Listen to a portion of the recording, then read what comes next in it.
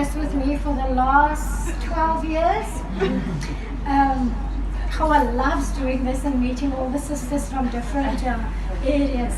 So I'm going to take this a little step back to the point where the person has just died.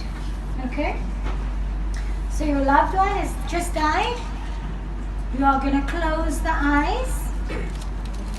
You are going to take any scarf and you are going to tie it gently around the head.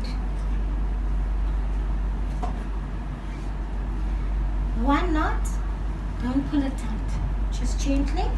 The reason why we do this is when rigor mortis sets in, the jaw drops if you don't do this. And then when the jaw drops and it's hanging down there, it doesn't look very nice, and we also have our issues with that. All you need to do is massage the shoulders a little bit, get it down, strengthen the hands, straighten the arms, and loosen this. Okay? And loosen that. And put it down on the side. And sometimes the feet are also pulled up. We will relax. Okay, how was one leg is like that, but we will relax the feet. And we will sometimes they tell you just tie a piece of fabric or so between the two toes, but sometimes you can do it gently here also. The reason why is just to keep the legs straight as rigor mortis sets in, because the legs could go open like that. And then we half want to hurt the meter by pushing those legs together, because we want the kafam to look in a certain way. So it's to close the eyes, tie the jaw gently, massage the shoulders a bit loose, loosen the arms, straighten it, loosen the fingers, and either put it like this or you can put it down. Okay? And loosen the feet, the legs, feet, and just tie it. And that is how the mater, if it's at the hospital, that's how it will come home. This is easy to remove. Already when the person is ill, try and remove the rings, the bangles, etc. We don't want to get to a point where your fingers are swollen and you actually have to cut the ring off. If you can't remove it without hurting the mater, leave it. Okay. But if you can obviously remove it, right? So we're going to take off all jewelry, etc. Right. I then will look at the nails of the mater. You know, sometimes we have an older mother whose children have just been negligent, who's never come to cut mommy's nails, etc. Sometimes we have a younger female who was maybe feeling fashionable and she had on nail polish. Sometimes it was a housewife who was maybe making dough, roti dough, and so we have a lot of the dough under the nails. So it's for many reasons that I know.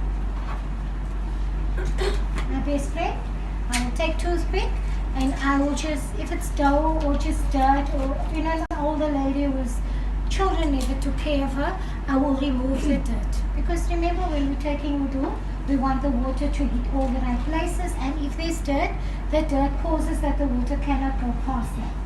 If there's nail polish on, I've heard horror stories of people not being able to get the nail polish off, but I've never had a problem. Alhamdulillah, I've never had a problem. So removing the nail polish, cleaning underneath the toenails. We cannot cut the toenails. We cannot also, if there's any pubic hairs, shave the person or shave the underarm or anything like this. The body stays as naturally as it is. Okay, so that's just for you to know. If my lady has a hay, we will obviously need this, and I will always use an unscented one always advise our ladies also when they go on Hajj, we take precautions for everything. Sometimes we have our khayd in our ihram and then this is scented. So always try and buy unscented for these things, right? In there is my rose oil. Sometimes I will find that my mater had cancer. A few months ago had to ghusl my one niece who had cancer for 5 years, and she'd actually developed quite a number of sores on the body because of the cancer. So in that case where you know there's going to be sores or any wetness, or somebody maybe had open heart surgery or something where there's a cut on the body or any wetness, you can get this graze and wound powder, and you can get it at most chemists. So what you will do is you will wash the body, and then you after the ghusling of the body, I throw this up and I let this just stay until it dries that wound, and then we carry on. But for me, it's important that we do things like this and we take our time, because in the end we don't want a wound that oozes anything and that whatever pus or blood or whatever comes onto the kafan. I want our kafan to be nice and white, and for the mater to be dignified at all times. So in the olden times you could also use lubad and then you crush it fine. So this is also a sealant, so you could use one of the two. Okay. This is sometimes when there's been a big cut in an operation, then you can use a plaster. Then I will throw firstly this over and then the plaster. Because in the end, I am giving my loved one as much dignity as I can. And sometimes with the cancer people, they've been onto liquids only, and there might be something coming out still when she's placed on the cartel and they're moving with her. So just if you know mommy was on a nappy, just have the precaution. I always burn lovely incense just for the smell in the room. You know, if there's any smell, we cover it with this, and then the person's dignity is still there. You will need this in the last wash, camphor, and this too, like this is enough. Excuse me after.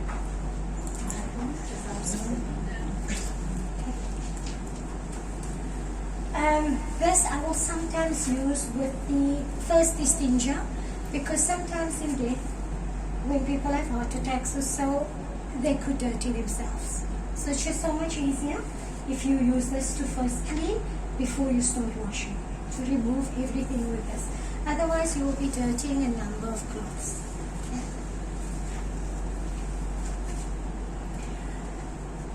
You will need 1 or 2 black bags, and you will need your black bag lady. Okay? You will need your gloves when you are washing. And sometimes if it's your first time, pre-COVID days, I would advise those people, use a little bit of Vicks. Just put it here and you don't smell any smells, because the people who are entering a room for the first time is always afraid of the smells.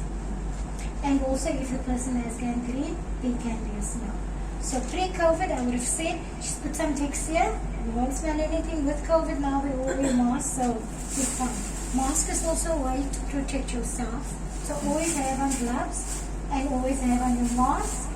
And you will need to wear your apron when you're washing, because sometimes with the washing, some najasa could just splash onto you. And you really want to be clean to perform the janazah salah. So we use this, and then we just take it off and we throw it away. And you can really, I go to my butcher and I just say, honey, with a few aprons can allow. And honey, she says, just take 20, He doesn't even charge me anymore. So, but if you tell them what it's for, They give it to you with a smile. Okay? You will need cotton wool. But yeah, just give me the face cloths there and the towels. And then of course, in the good old days,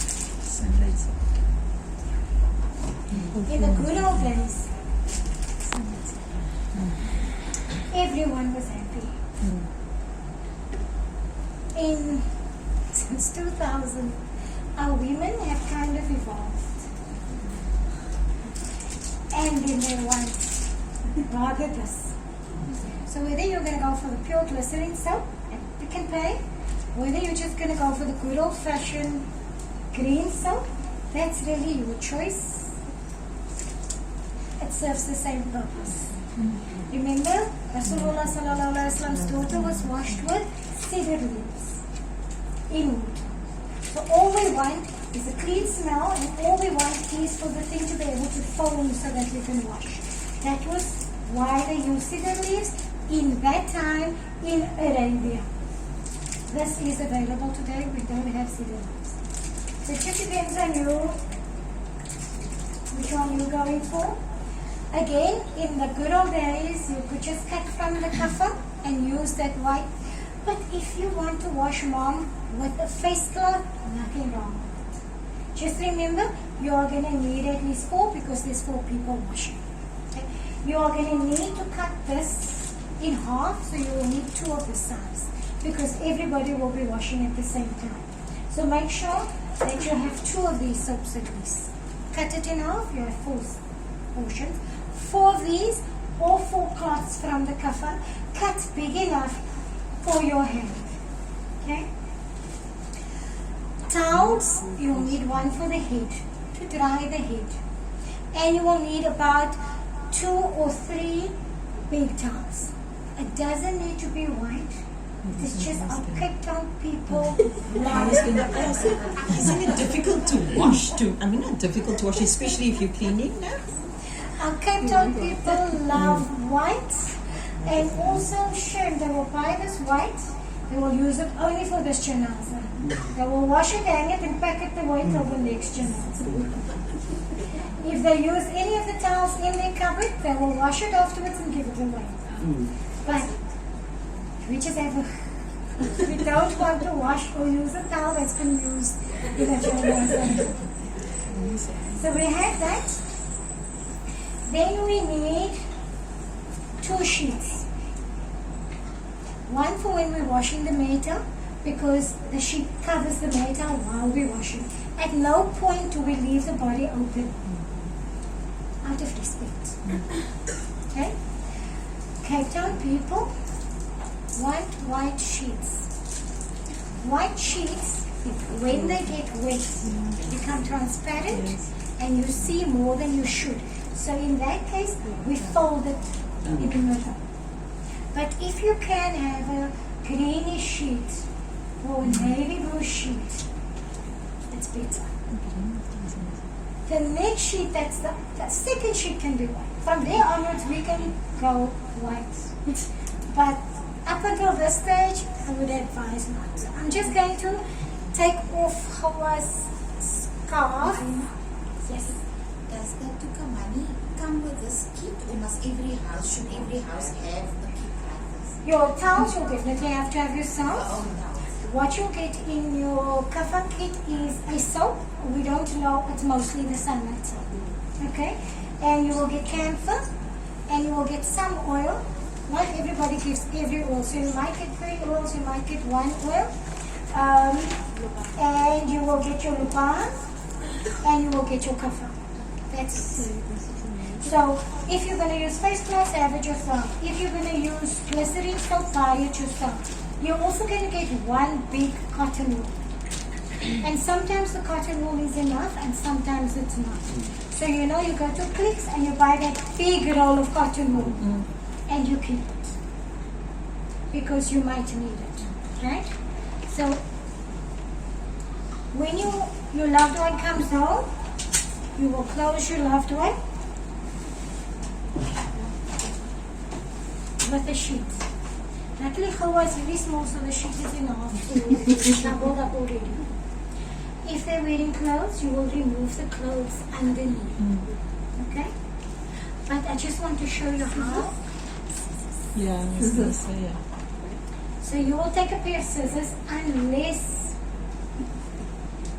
your mother is wearing your favorite top and you want that. Then you need to gently remove that. But if you're okay, you don't need to have that top. You'll take the scissor, you will cut down here, down here, down here, down there on the outside and the inside seam. Then you are able to just pull it. Okay? So remember, you're cutting down here, cutting down here, cutting down here, cutting down here, cutting down here. It's a matter of just pulling it off. Okay. So much easy that when this is all you need to do. And then the person standing with the bag goes into the bag. Okay? Now our meter is ready, naked underneath the sheets. Right? So the first thing we do is we dispel whatever is in the tummy. Okay? So this is where somebody needs to help you. So one will stand here, one will stand here, and you will lift the meter into a sitting position. So now one is holding there, one is holding there. And I always advise them, I'm just going to show, okay? If you're lifting the body, lift like this. Okay, with your arm. Even when somebody has a stroke or mama is ill, you don't pull up like that. So it will hurt them. You come and you put your arm under here and you lift. Same respect we show in life, we show in death. Right? So both people will be doing that. One person will come with the palm and just rub in gentle circular movements on the stomach. This will dispel everything that is there. And while one person is rubbing, the next person will have, Maria, to show one of these, and you'll be throwing water. Because whatever comes out will be flushed out there. There will be some big basin just to catch it. If you are at one of the ghusl-khanas, you will just pull down the little shower and you will just do that. If you're at home, please have a chair. Please have a bucket of water on the chair to throw the water. Because if not, you are going to be bending the whole time. But if it's on a chair, your 5 liters of water, you'll need about 4 or 5 liters of water. It's just a matter. So one person is throwing the water all the time while you are rubbing gently. Put the body down. Lift it up again. We'll do that again. Down. We'll do it 3 times. We put the body down and you will look to see what color water is there. From the color of your water, if it's brown, you will know that there's still something in the tummy. So we'll do it another 3 times gently. If the water is running down clear, we know we're fine. That's the first thing. So now you've done that. What about, are we pouring the water underneath or over the top? Over the top and underneath as well, just like that. But not that you can see. Okay, because what you want to use is a material that's thin enough for water to go through. Okay? So we don't want that rich, tight material because the water is going to stay on top. We want the water to go through. So we want a nice thin kind of material. So we're throwing on top and there. Now when that is done, we need to do the Istinja of the person. So you will take a cloth or you will take a face cloth. Istinja with this hand, Istinja with this hand again. You will close it, you will wash with some salt. We'll first have somebody throw some water onto the cloth. We never take the cloth and put it in water. Because that moment the water becomes contaminated and it's not pure anymore. So it's always with the scoop onto here. So throw it with a bit, some sunlight out. I will always ask a daughter or who wants to do the Istinja, the person will come and underneath. Now this cloth must be nice and big, right? So person will come and will do the Istinja in front.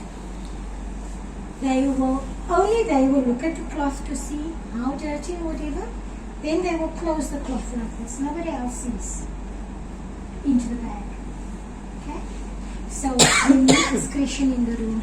Yes. Sorry, could you use that disposable, that blue? Oh, yes. Yes, That- you can that's use that cloths. as Can well. you use the that for that washing one? up cloths. Yes, the disposable Yeah. ones you can use. Okay. No hard and fast. Remember, it's what we can use. So we will do that 3 times until we see everything is clean. If it's not clean after 3, we will clean up to 5 times. If it's not clean, we will clean up to 7 times. But it will be 3, 5, 7. Until we're clean. And it's only that person who looks.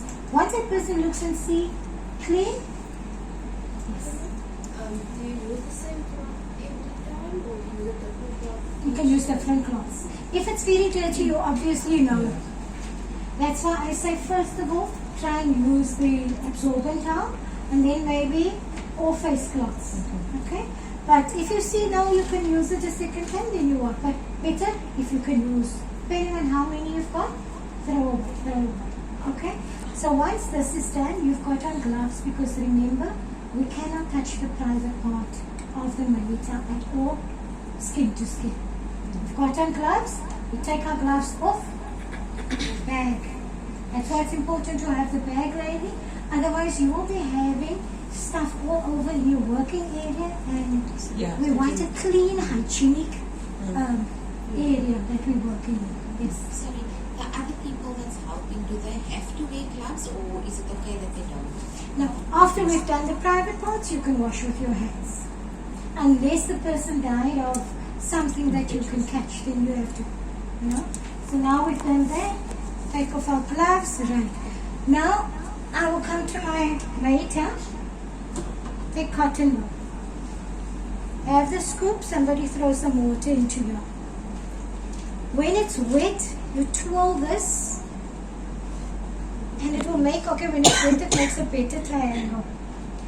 Sometimes when the person dies, however they died, there might be dust in here, a blood vessel might have burst, there might be some blood in here. We've got to see. So I will go and first clean that now. In there, see, throw away in the bag, second time, a third time. Go to the next nostril, I'll remove all the dust that there is. Sometimes when somebody has had cancer, they get mouth ulcers. Okay, so I will take again a clean piece, wet it, and I will open the mouth and I will just clean around the teeth and onto the gums. The minute I see anything blood or brown, yellowish, then I know there's an ulcer. Okay, I'll throw this away, I'll take a clean piece, and now I'll go into the mouth a little bit. And the ulcers are always on the cheeks mostly. Or I'll go like this. I'll put my hand on this side while I work. Then I'll keep looking and then I'll be able to see where is the ulcer. If there is an ulcer, so I will clean until I've cleaned that ulcer. Bearing in mind, with somebody with an ulcer, while you're doing the whistle, there might still be some blood or pus coming out. Normal, just let it flow because we're still busy. Okay? Any questions up until this point? Alima, I read that the person who washes the private part is not allowed to wash the top of the body. The same person. That person has to first go whistle and then come back. Not from what I'm not no. Let me answer carefully and say maybe that is how that Hazila likes things done. But from a Sharia perspective, there's no proof of that.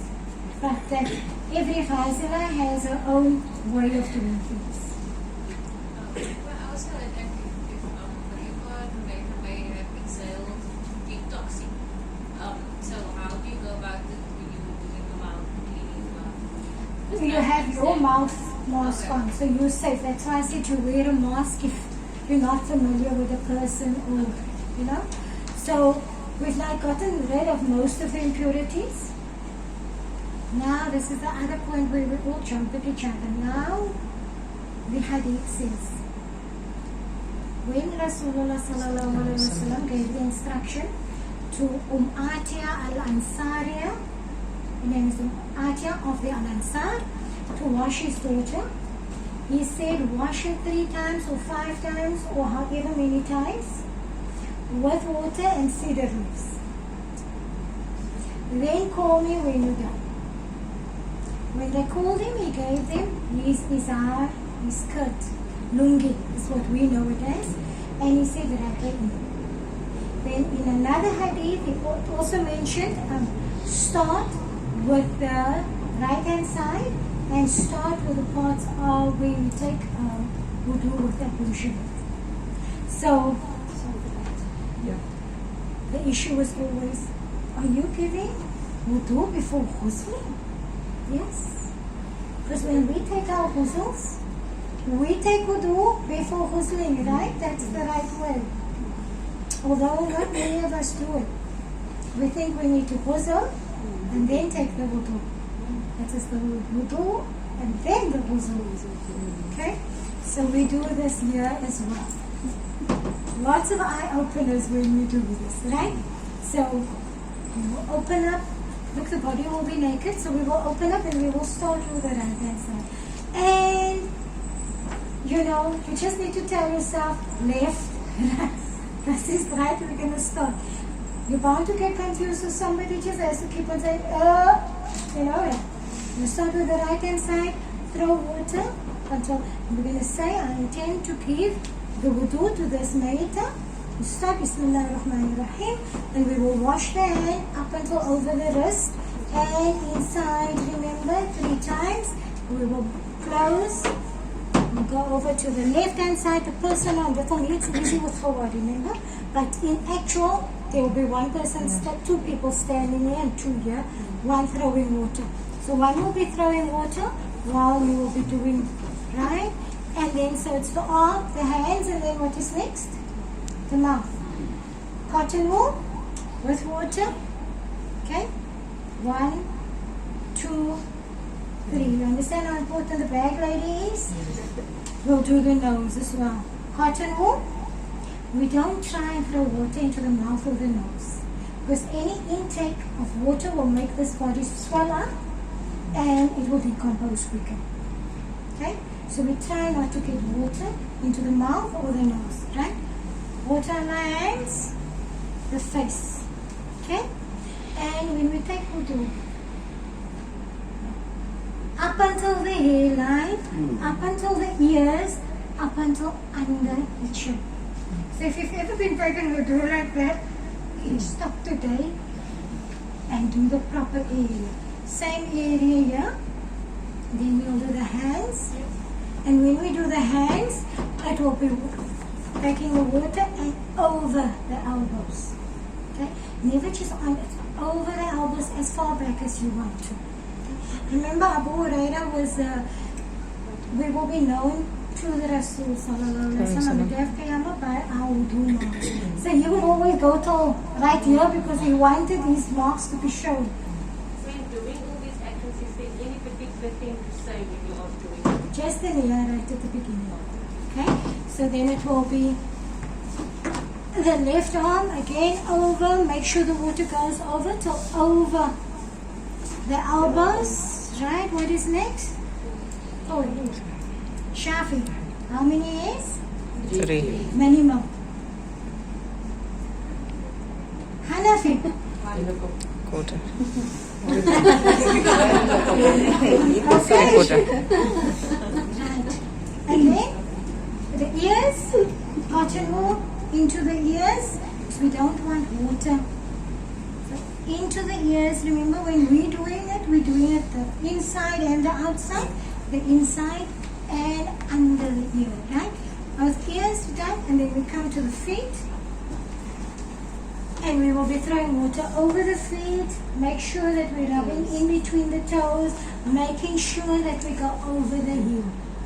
Okay? 3 times. And in this side, in between the toes, over the feet, over the heels, 3 times. That's your wudu done. Then you start with the washing. Right? Questions so far? So we didn't do the washing yet. We just did the. Yes. Okay. You take a different cotton for each time that you Yes, you use, because that's why I keep one small one just for the wudu and keep the big ones for the kafan. Okay? So there's the small one, very little. Okay? Now we're going to start washing. Glycerine, sunlight soap, we wet the hair, we wash the scalp. I see people washing their hair, but it is the scalp we want to get to. If it is an African sister with a thick hair, we loosen the hair or we throw it onto the scalp. Okay? But for us with the thinner hair, okay, underneath the head as well, we rinse.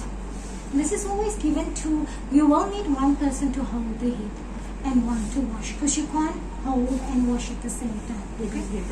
Okay, the head is heavy. So we're done with that. Now we can take a face cloth with some soap, wash the face, gonna wipe the face. Right, we're going to wash the body. We're going to wash the right side first. With the cloth, sunlight soap, whichever soap, we are going to wash the body on the right hand side first. Then we're going to wash under the arms. We're going to wash the whole arm. If you're washing me, you need to lift and wash underneath. If it is a thin person that you can just go over, you just go over. But if you have knee, you need to lift it up, wash underneath. Right? Go. We clean the private part, so we don't need to do the private part. When we're washing the stomach, if you're washing me, you need to lift up my tummy and wash underneath. If you've got a thin person, you just go straight over. Remember the navel as well, right?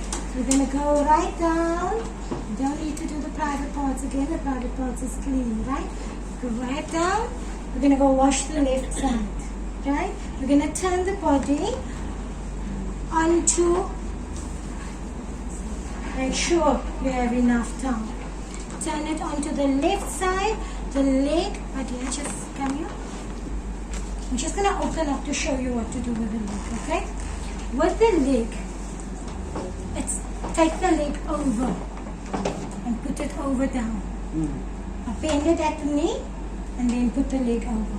Otherwise the leg will be interfering the whole time. So now you're going to wash this side down. You're going to turn the Maita back, down. Okay, Khawai doesn't want to go down. She's too excited in this class. We're going to turn. Do you understand why you need people on this side? So if it's a heavy body, they need to. So there will be two holding like this. One holding here and one holding there. One will be making sure that the body is covered at all times, and one will be washing underneath. Right. Do we have to have towels when we're washing the body as well? Not at this stage. Right? So now we're going to rinse the body this side down, rinse the body that side down. That's just one wash. Okay? We're going to make sure that all the soapiness, you need to push the soapiness down because it's going to be all over the shoulder. So you need to remember to do that. We're going to wash the body a second time. In the third wash, you can add the camphor in the third wash already, or you can add the camphor in the rinse only. Okay? So third wash, if you want to have, got a lot of camphor, throw it into the wash, but remember you're also rinsing it away. So rather, if you don't have a lot of camphor, keep it for the final rinse. Depends on how much you've got. Wash the body, rinse the body. So that's got 3 washes. So the first wash, like when we're moving the body, is exactly the same as second wash. It's exactly the same as third wash. Even the washing of the hair must be the Even the washing of the hair. Now we're going to first rinse this body clean. We're going to rinse this entire cattle clean. Now we're going to take the final rinse. This is the only place where you can make a mistake in this entire process. And the only mistake you can make is to throw the water of that final rinse without the nia. Without the nia. Okay?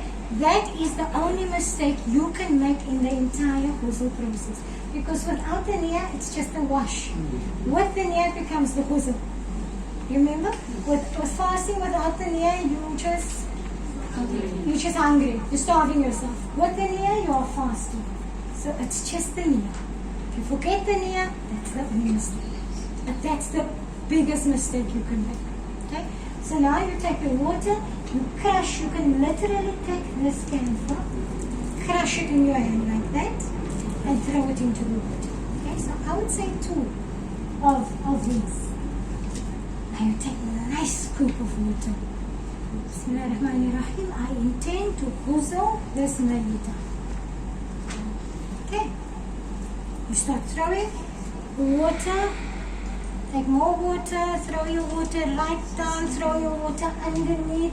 Throw your water that side down. Throw your water underneath. Turn your body onto the side. Throw your water right down and underneath. Turn. Throw your body right, your water right down. And that is as easy as it is. So you are throwing the water on the cloth as well as Underneath. Because you're not always sure how much water goes through. Okay. Yeah? So, but when you throw it underneath, it's like this. It's under the wet cloth. It's nothing is opened at any time. Alright? So, as you can see, it's the easiest thing. It's how you wash yourself.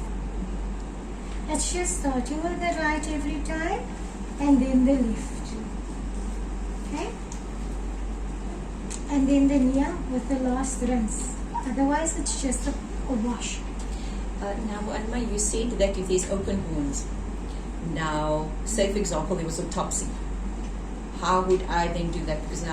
And how would that affect the ghusl? Because ghusl is where the water must cover completely, but now I can't because the water is going to seep into the wounds. And also then with hair, you were talking about, with hair extensions, with the braiding, if it's African. And do you take that out? 12 o'clock.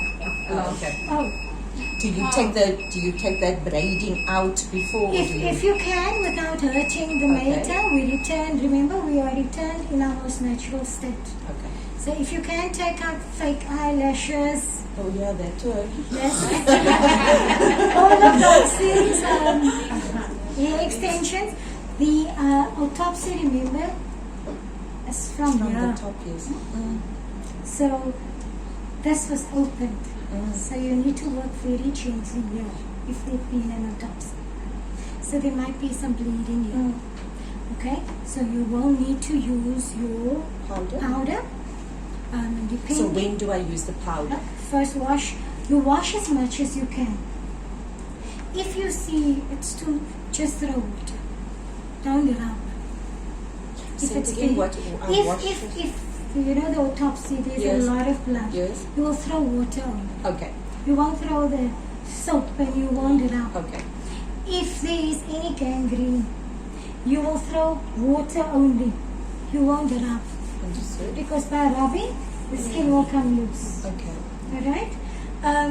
If the person died in a fire and the body is badly burnt, we will do tayammum. Okay, so I'll take you through tayammum next week. Okay. Right? How easy that is. You will only wash what you can without hurting the body. So if maybe my sister-in-law, she had a gangrene here. So I washed up until here. This part, I just threw the water lightly. I didn't even dry it, I let it dry naturally. Luckily it was summer. Because I was afraid that if I'm going to rub with a towel, something is going to come loose. If it's winter, and this is again me, there's absolutely nothing wrong with using that hair dryer. Just to dry if there's gangrene. If there's winter and the hair was thick, there's absolutely nothing wrong with drying the hair. Rather drying the hair with a hair dryer, then the hair goes into the kafan wet, and the kafan becomes wet. In Islam, everything is allowed unless there is a direct prohibition. Hair dryers weren't created at that time, so you will never see that. You can't dry the hair of the Maita in winter if the hair is thick. So just some common sense, right? So that basically where you're afraid of hurting a gangrene leg, an amputated leg, even with the miscarriage at a certain point after it has shown life, after 6 months. If you wash or rub, you'll see that skin just falling away. So you will maybe just throw water lightly. Won't even rub or wash. Okay? But you never know until you are in front of that body what you are facing. Okay? So gangrene, amputations, go very light, just throw the water. Where it's been somebody that has burned, or the body has, the person drowned and the body is retrieved after 2-3 weeks and it's badly decomposed. Okay. If the sister had a hair, we would find that out during the ghusl because the blood will be running. Once we now at this point we will take a towel, and again the younger one will be doing the hair. Okay, so one person will be tying the hair gently as we would. Now leave the hair in, and the drying again takes place underneath. One person there, one person there. Once we are happy and everything is dry, and we've dried a little bit the cartil as well, and we've turned the person, we've dried the back of the person, we've dried where the person is laying on. I would then take a dry towel and we slip it underneath the wet. Right? And we will slip it in.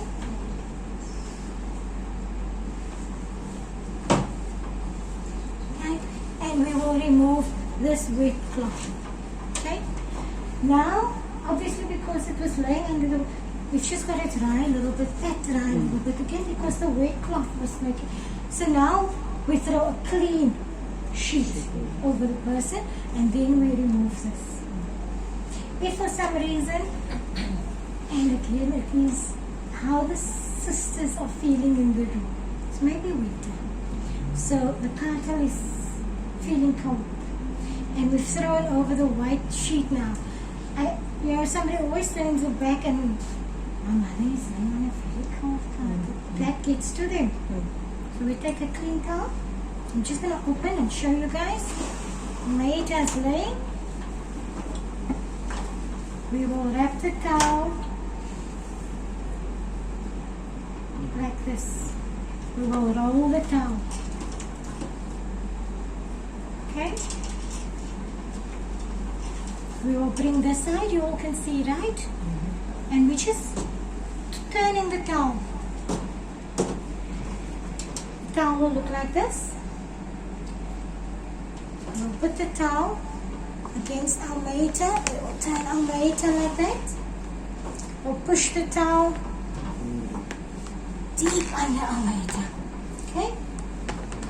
We will open the side.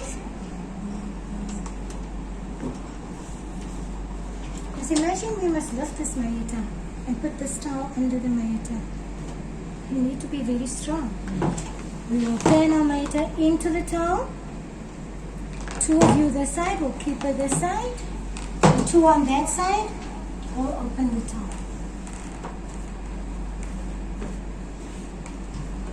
And just like that, our mater is laying on a nice warm dry towel. And the sheet is over. And this also puts a lot of people just, if it's winter, there's nothing wrong in taking into consideration the feelings of the family and putting them at ease and making them feel that their loved one is tenderly being taken care of. Because I wouldn't want to lay on a cold cartil on a winter's day. I would want my husband and my sisters, whoever's doing it, to think of this little comfort for me. So now that's when we leave our mater salon and then we start on the kafan. So simple. So also know that when you're looking after somebody and you need to change their bed sheets and whatever, or you need to put them into a nappy, the turning, pushing underneath, that is exactly what you need to do. So Panorama, if during the process you've now cleaned everything but suddenly something starts to bleed, then you'd follow your process with regards to filling and covering up with the... So if any Janazah comes out here now, it was a cancer patient, loose stools, somebody with periods, blood coming out, you don't need to whistle the body again. The body is clean.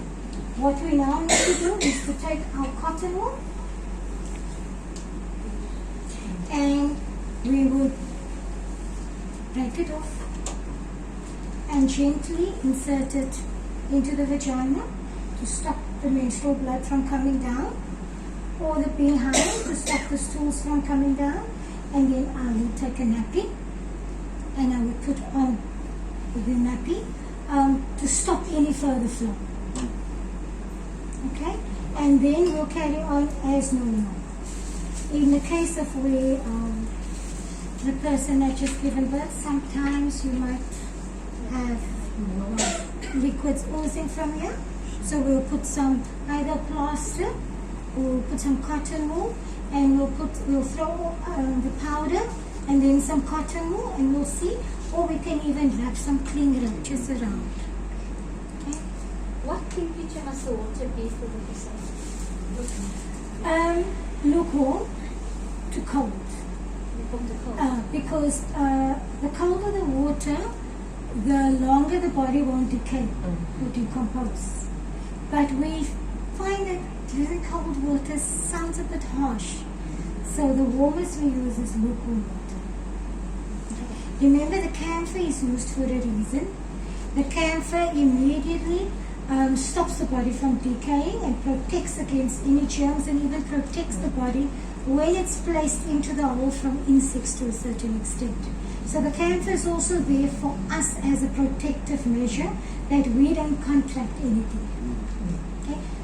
Given out 1400 years ago, and we find the benefits medically, we find that now. So what truth our Rasul had spoke. So, just a quick question. When there is an autopsy done and the blood is not stopping now, something which is a level, can you put a thick flour to stop the blood? If the blood is not going to stop and you've used this already, so when you throw this on, you've got to give it about 20 minutes to work. You can never just throw anything on anything and expect. So you leave everything for 20 minutes, and if there's still bleeding, then you've got to use your plasters, which you can buy at Gatesville Medical Hospital, or you can buy at breweries, or most, and it's called Primer Core. Okay, so you put that plasters on, and then it's like a leak-proof. So the blood will not flow through. Because with my niece who had the cancer, I used the powder and the plaster because her body was just.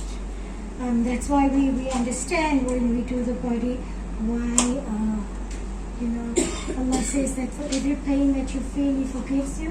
When you see what cancer can do to a body, you understand. That elevated status of that person when they So die. the flour from should be pain. used mixed with water. No, not mixed with water. The powder is used just now. So the powder is taken out and it is sprinkled. So the flour can't be used. No flour. It's not strong enough. So you sprinkle the powder direct onto the wound and around the wound. And then you first see if that works. You wait for 20 minutes. Okay, but in the case of gangrene, when you know there's going to be pus, you've got to use the powder, use the cotton wool, and clean the leg. And it's only that you're taking the precautions because you want your mater to be as dignified as possible. So rather spend, like always people ask me, when you get the mater, laat hulle se janazah maak. They start hammering you immediately. And I tell them straight from when I get the body, 2.5 hours is the earliest. Because you want to do a decent job. The longest I've taken was 3 hours, but that was my aunt who had open heart surgery, and there were so many tubes and plasters to be removed, and the longest is 3 hours. The quickest is 2.5 hours.